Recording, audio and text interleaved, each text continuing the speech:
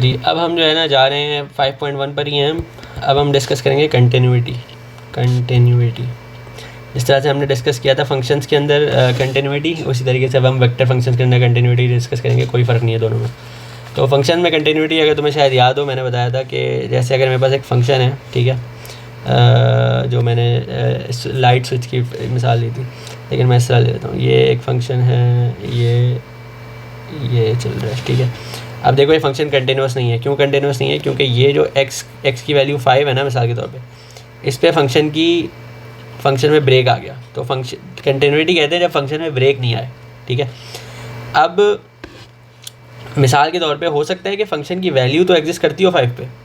मान लो मैं इसमें फिल करता हूँ डॉट और इस वाले पॉइंट में फिल नहीं करता, इसका मतलब होगा कि फ़ंक्शन की वैल्यू 5 पे जो है ना, ये वाली है, ये वाली, ठीक है, ये वाली नहीं है।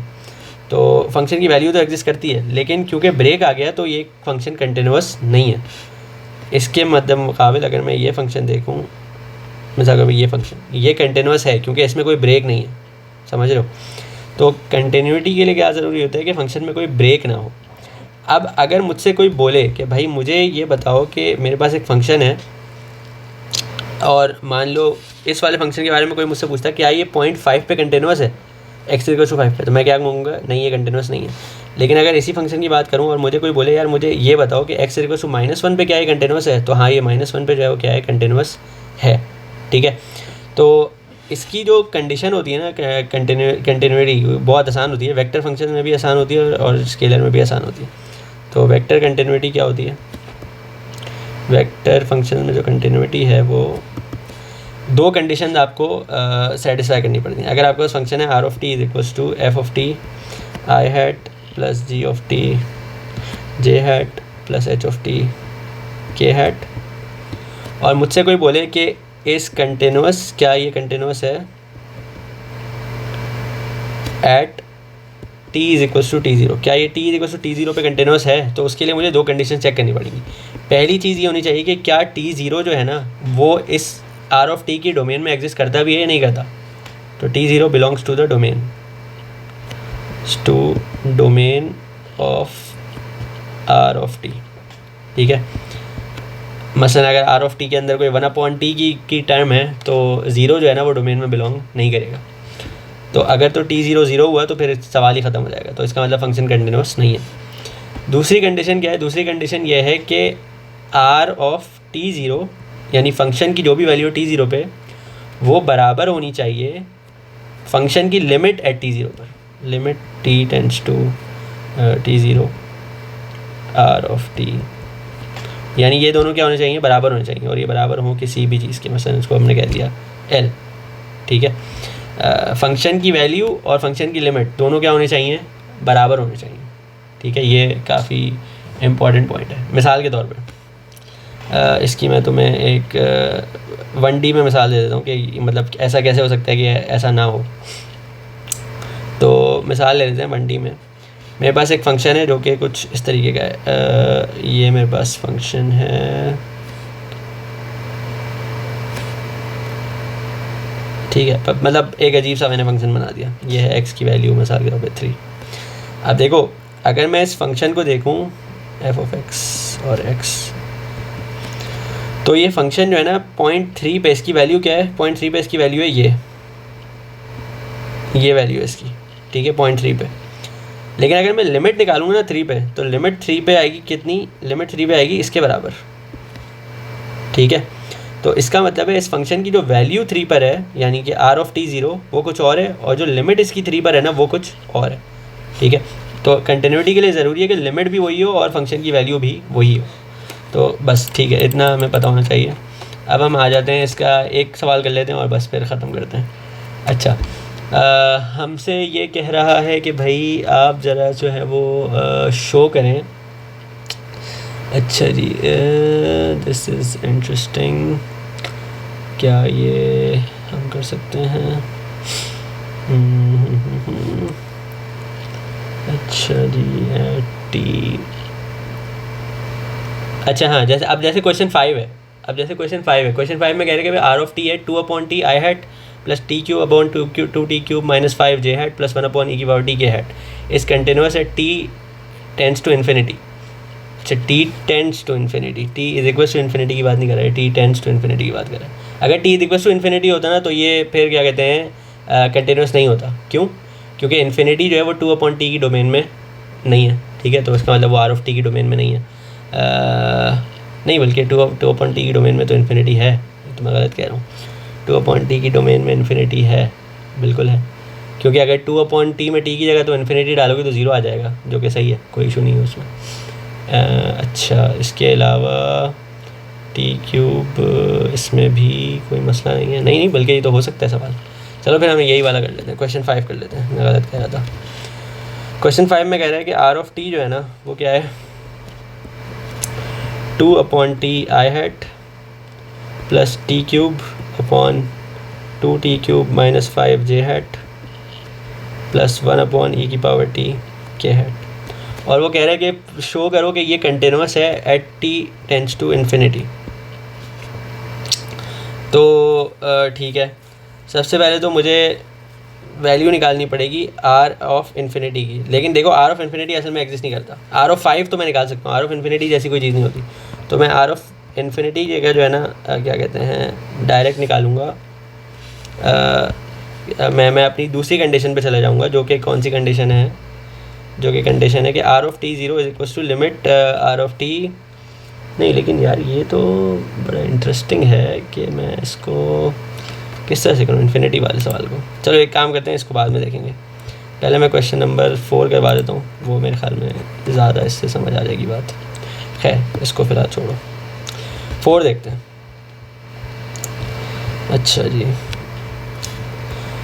4 में कह रहा है कि भाई आर ऑफ टी एक फंक्शन है जो कि क्या है, sine square T i hat plus 10t J hat plus 1/t k hat, ठीक है।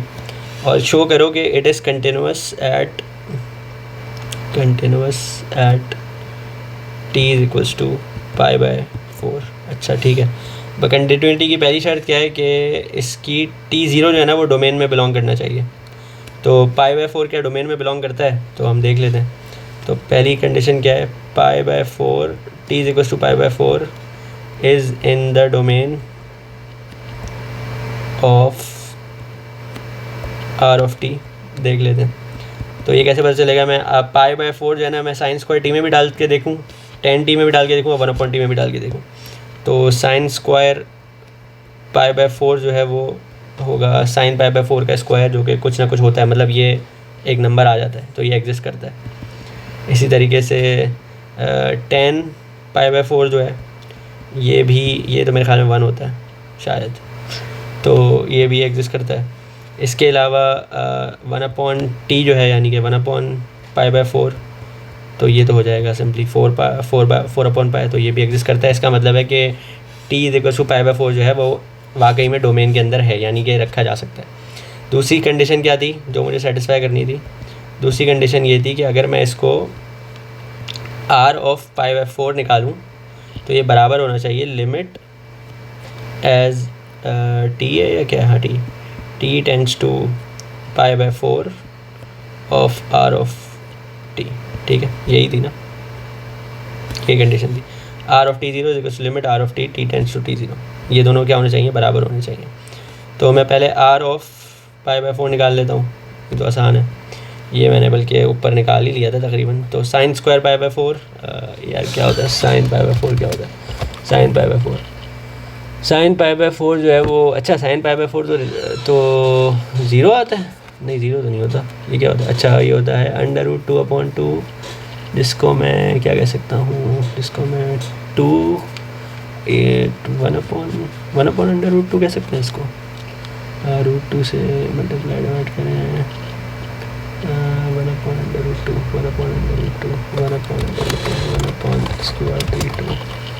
हाँ 1/√2 आई हैट प्लस दूसरी टर्म क्या थी 10t, यानी कि वो तो 10 π/4 जो कि 1 आ गया था, प्लस j हैट और प्लस 4/π k हैट, ठीक है। अब दूसरी मुझे क्या निकालना है, मुझे निकालना है कि limit t tends to π/4 of r of t।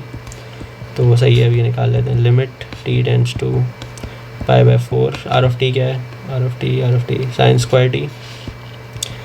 Square T i hat plus 10t J hat plus 1/t k hat, यही है 1/t के हैट। ठीक है, तो बस ठीक है, इसमें मेरे ख्याल में लिमिट डायरेक्ट अप्लाई कर देते हैं और बिल्कुल वही हो जाएगा जो कि ऊपर हुआ था, तो इसमें कोई ज़्यादा बड़ा मसला है नहीं।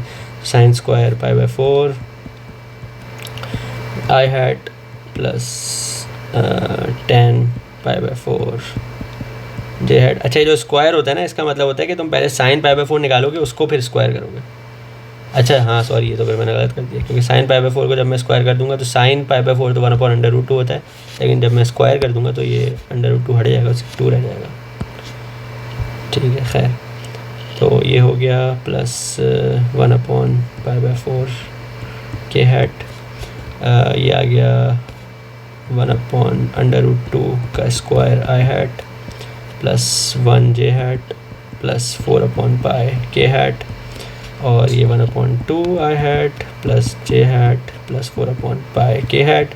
और हमने देख लिया कि लिमिट अप्लाई करने के बाद और डायरेक्टली फंक्शन में रखने के बाद दोनों रिजल्ट्स क्या आ रहे हैं, सेम आ रहे हैं, तो इसलिए ये फंक्शन जो है वो कंटिन्यूस है किस पे, एट दिस पॉइंट।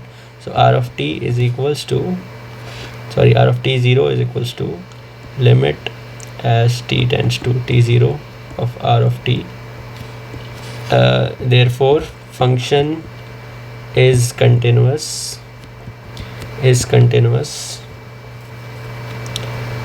at किस पे कंटिन्यूस है, ये कंटिन्यूस है at t is equals to π/4। ठीक है, अच्छा इसका हम एक पार्ट और देख लें अगर। अच्छा, for what value of the t following vector function r continuous, question 6 में बोल रहा है कि कौन सी वैल्यूज़ के लिए है ना ये वाला जो वेक्टर फंक्शन है कंटिन्यूस होगा। तो इसमें अगर हम मसलन पार्ट 1 में देखें तो पहली बात तो ये कि बात वाज़ेह है कि ln के अंदर जो है ना तुम नेगेटिव वैल्यूज़ नहीं डाल सकते, तो इसका मतलब है कि t जो होगा वो मिनिमम -3 हो सकता है। ln 0 कुछ होता है क्या? नहीं, ln 0 भी कुछ नहीं होता। ln 0 मेरे ख्याल में इन्फिनिटी होता है। नहीं, ln 0 क्या होता है? ln 0 क्या होता है? ln 0 तो नहीं होता ना। हाँ ठीक है, तो इसमें बल्कि तुम्हें t ग्रेटर देन और ग्रेटर देन -3 रखना पड़ेगा, ये तो पहली टर्म से पता चल रहा है। अच्छा, दूसरी टर्म को अगर हम देखें तो उसमें t जो है वो सब कुछ हो सकता है लेकिन 1 नहीं हो सकता। ठीक है, तो इसके अलावा आखिरी वाली को हम देखें तो इसमें t क्या हो सकता है? इसमें t सब कुछ हो सकता है लेकिन 2 नहीं हो सकता। तो इसका मतलब है कि अगर मैं 6 के पार्ट 1 को देखूं तो मुझे 3 कंडीशन मिल रही हैं। पहली जो कंडीशन मिली है मुझे ln t+3 की वजह से, वो मुझे क्या मिली है कि t जो है वो होगा it has to be greater than -3। ठीक है, क्योंकि -3 से बड़ा होगा तो -2 तो हो सकता है क्योंकि फिर वो ln 1 हो जाएगा। अच्छा, दूसरी टर्म है 1/t-1, तो इससे मुझे क्या मिली कंडीशन, यानी डोमेन मिली मुझे कि t जो है वो कुछ भी हो सकता है बिलोंग्स टू रियल नंबर, लेकिन t जो है वो 1 नहीं हो सकता।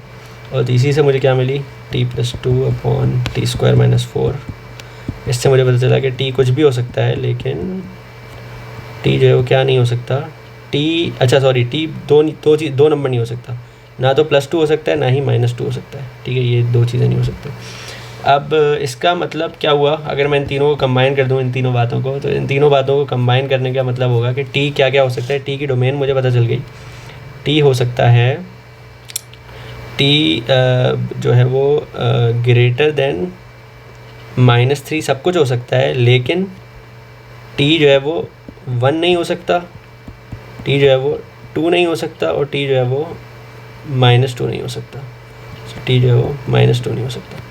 तो अब असल में इसका मतलब है कि जो फंक्शन है ना, ये किन किन पॉइंट्स पे कंटिन्यूस हो सकता है, ये असल में कंटिन्यूस हो सकता है। इसके अलावा बाकी सारे पॉइंट्स पे ये कंटिन्यूस होगा मेरे ख्याल में, क्योंकि कोई ऐसी वजह नज़र नहीं आ रही कि बाकी पॉइंट्स पे कंटिन्यूस ना हो। यानी कि असल में जो इसकी डोमेन है ना, यही वो जगह है जहाँ पे ये कंटिन्यूस होगा मेरे ख्याल में। तो यही फिर मेरे ख्याल में इसका आंसर आ जाएगा कि जो इसकी डोमेन है वहीं पे ये कंटिन्यूस होगा। अच्छा जी, ठीक है, ये फिर हमारे पास क्वेश्चन 6 हो गया। अभी मैं ज़रा ये क्वेश्चन 5 को देखता हूँ, इसका सलूशन देखना पड़ेगा, मैं फिर इसको करता हूँ।